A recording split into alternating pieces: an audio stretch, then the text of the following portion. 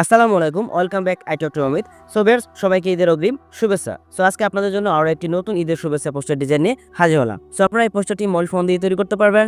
So এই পোস্টারটি তৈরি করতে যে রেডিমেড পিডি ফাইলের প্রয়োজন হবে, সেটি ফ্রিতে পেতে হলে আপনাকে প্রথমে ভিডিও থেকে 4 সংখ্যার পাসওয়ার্ড সংগ্রহ করতে হবে।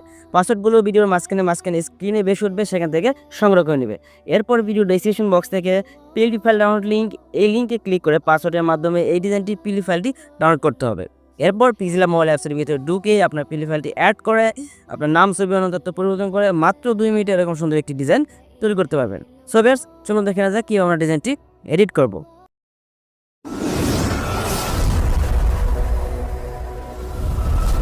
সো বেস্ট ডিজাইনটি এডিট করার জন্য আমাদের প্রথমেই প্রয়োজন হবে এই pixellab নামক অ্যাপসটির গুগল প্লে স্টোরে pixellab লিখে সার্চ করলে পেয়ে যাবেন। এছাড়া ভিডিও ডেসক্রিপশন বক্সে লিঙ্ক দেওয়া থাকবে, সেখান থেকে ডাউনলোড করতে পারবেন।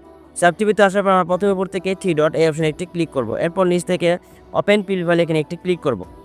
এরপর উপর থেকে ডট পিএলপি এখানে একটি ক্লিক করব।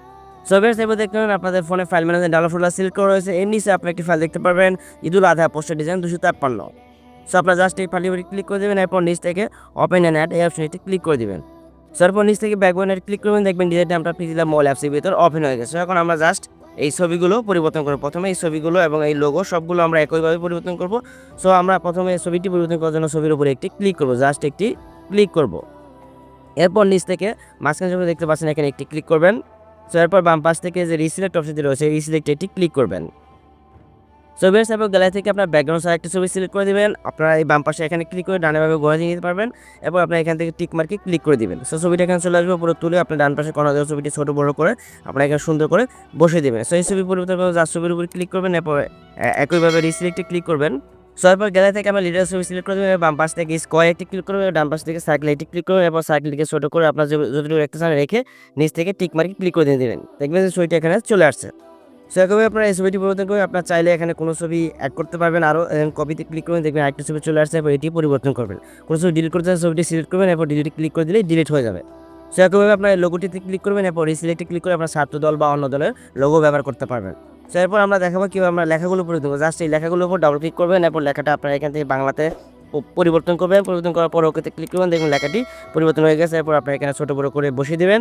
সেভাবে আপনার পদবি এখানে ডাবল ক্লিক করে এটিও চেঞ্জ করতে পারবেন। সো চাইলে কোনো লেখা ডিলিট করতে লেখাটি সিলেক্ট করার পর এখান থেকে ডিলিটে ক্লিক করবেন, লেখাটি ডিলিট হয়ে যাবে। সো ভিউয়ার্স, আশা করি আপনারা বুঝতে পারছেন কীভাবে ডিজাইনটি এডিট করবেন। সো এরপর আপনার সেভ করার জন্য চলে যাবেন এই সেভ আইকনে, জাস্ট একটি সেভ আইকনে ক্লিক করে নিচ থেকে সেভ অ্যাজ ইমেজ এই লেখাটির উপরে ক্লিক করে দেবেন।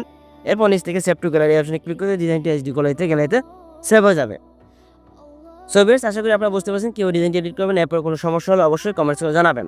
সো ভিউয়ার্স, আপনাদের জন্য একটা স্পেশাল টিপ রয়েছে, যাদের পিএলপি ফাইল শো করে না pixellab অ্যাপসে, তাদের জন্য সমস্যার সমাধান হচ্ছে। আপনারা আমার এই ভিডিও ডেসক্রিপশন বক্সে পিএলপি ফাইল শো হয় না এরকম একটা pixellab অ্যাপসের ডাউনলোড লিঙ্ক দেখতে পাবেন। সেই লিঙ্ক থেকে অ্যাপসটি ডাউনলোড করে ব্যবহার করবেন, তাহলে আপনার সমস্যাটি সমাধান হয়ে যাবে। সো আজকের মতো এখানে বিদায় নিচ্ছি। সবাই ভালো থাকবেন। আল্লাহ হাফেজ।